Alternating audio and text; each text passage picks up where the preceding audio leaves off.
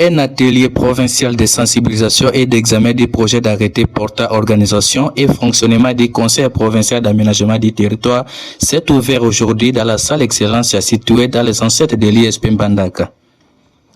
Cette activité organisée par la division provinciale de l'aménagement du territoire sous la houlette du chef de division, M. Joe Black Ingilailoa, avec l'appui technique et financier de FAO, dans le cadre des interventions du projet PURED et d'autres initiatives de soutien à la planification spatiale. Cet atelier a réuni plusieurs acteurs clés de l'administration provinciale et du développement territorial, notamment les chefs de division, les conseillers de l'exécutif, les administrateurs des différents territoires, les représentants des partenaires techniques et financiers ainsi que d'autres invités. Prévu pour durer 2 jours, cet atelier constitue un cadre d'échange, de réflexion et d'enrichissement autour des mécanismes de planification spatiale et de gouvernement territorial. Interrogé, M. Black Ingilailoa, chef de division de l'aménagement du territoire, nous revient sur l'essentiel de l'activité et s'est exprimé en ces termes.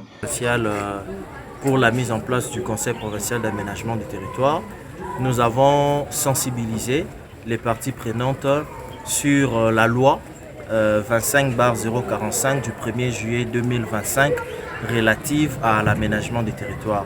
Et l'aménagement du territoire, c'est les services qui travaillent dans le cadre de la gestion de l'espace en vue d'une cohérence dans les interventions de politique sectorielle. Et aujourd'hui, nous avons vu le processus qui a mené à la réforme de l'aménagement du territoire et que la population doit retenir et que l'aménagement du territoire, c'est les services qui gèrent les espaces, c'est les services qui affectent les espaces, c'est les services qui aujourd'hui luttent contre le conflit au niveau des usages, au niveau des utilisations.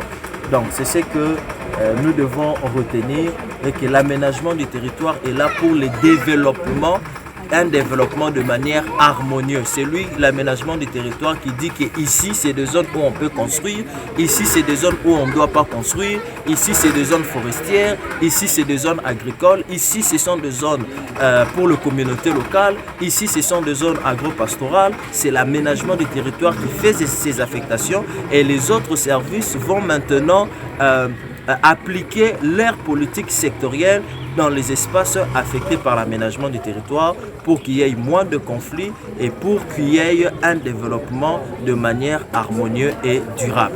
La prochaine étape, après la mise en place du conseil provincial, ici on est juste venu pour examiner le projet de l'arrêté.